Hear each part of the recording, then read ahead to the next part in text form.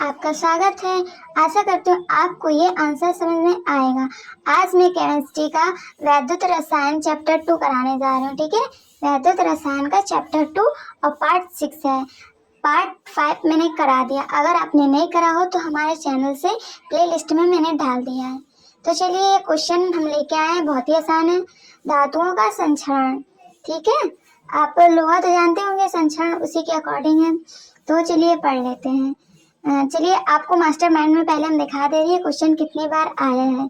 अगर आप देख लेंगे तो पढ़ने में आपको भी और अच्छा लगेगा कि हाँ ये क्वेश्चन पूछा गया है। देख लीजिए क्वेश्चन आया है, संचरण किसे कहते हैं, संचरण की क्रियाविधि समझाइए। तो ये 15 में 18 में आया हुआ है। तो चलिए करते हैं। धातुओं का संचरण। ठीक है, जिस धातुओं की क्रियाशीलता अधिक होती है उसका संचरण भी तेजी से होता है। धातु पर अधिक क्रियाशील धातु की परत बढ़ा दिया जाता है तो संचरण जो होता है वो रुक जाता है। तो आप लोहा जानते हैं, जब लोहा पानी के संपर्क में आता है तो क्या होता है, उस पे जंग लग जाता है। तो वही ये दिया गया है, आप एकदम आसान परिभाषा में याद कर लेना। चलिए इसका हम वो देख लेते हैं एग्जाम्पल। लोहा ही दिया गया है, लोहा Fe2O3.Xh2O, ये इसका सूत्र है। ठीक है, आप इसको याद कर लेना। चलिए एक बार और पढ़ते हैं। धातुओं का संचरण, जिस धातुओं की क्रियाशीलता अधिक होती है उसका संचरण भी तेजी से होता है। धातु पर अधिक क्रियाशील धातु की परत बढ़ा दिया जाता है तो संचरण जो होता है वह रुक जाता है। ठीक है, जैसे आप समझ सकते हैं कि जो धातु अधिक क्रियाशील होगा उस पे जो वो होगा संचरण वो तेजी से नहीं होगा। जैसे लोहा को संचारित करने के लिए आप क्या करेंगे, उसको पानी उसके पास रख देंगे तो जल्दी उस पर संचरण लग जाएगा। ठीक है, और संचरण से बचने के लिए हम क्या करते हैं, उस पर पेंट कर देते हैं या तेल लगा देते हैं। ठीक है, तो चलिए अब दूसरा क्वेश्चन हम लोग करते हैं। ये भी क्वेश्चन बहुत ही ज़्यादा इम्पोर्टेंट है, तो चलिए करते हैं। क्या आपको आंसर सही से दिख रहा है? नहीं दिख रहा है तो मैं थोड़ा ऊपर कर ले रही हूँ। चलिए अब आपको सही दिख रहा होगा। नहीं दिख रहा है तो कोई बात नहीं, मैं पढ़ के बता दूंगी। द्वितीयक सेल या संचायक सेल, ये क्वेश्चन बहुत ही बार पूछा गया तो आप ही याद कर लेना। ठीक है, तो पहले मैं आपको मास्टरमाइंड में दिखा दे रही हूँ ये क्वेश्चन कितनी बार आया है, तो देख लीजिए, फिर आप देख के इसको जरूर से जरूर याद करना। तो चलिए देखते हैं मास्टरमाइंड में क्वेश्चन कितनी बार आया है।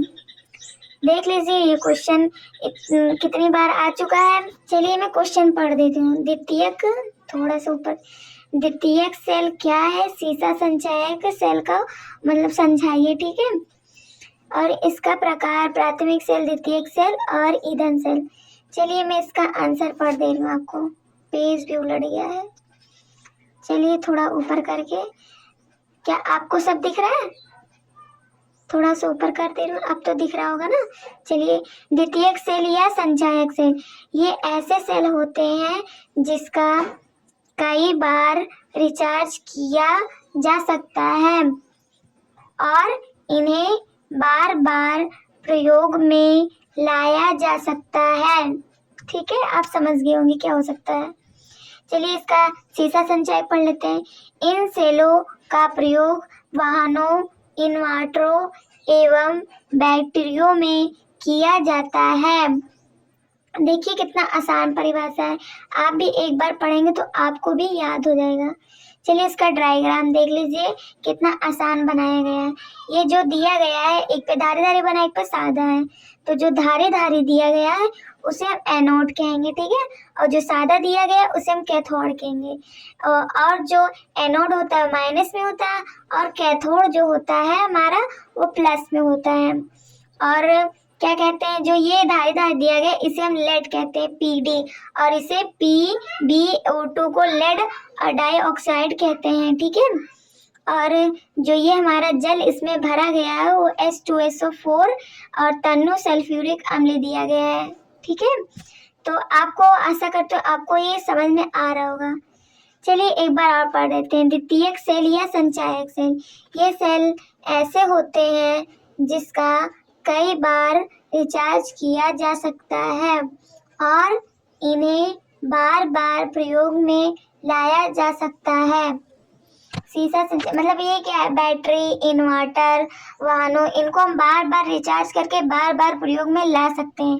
तो ये सीसा संचायक में दिया गया है और ऊपर एकदम सही से समझाया गया है। बैटरी जो होता है उसे बार बार रिचार्ज करो, बार बार प्रयोग करो, टार्च हो गया, और वाहनों, ठीक है।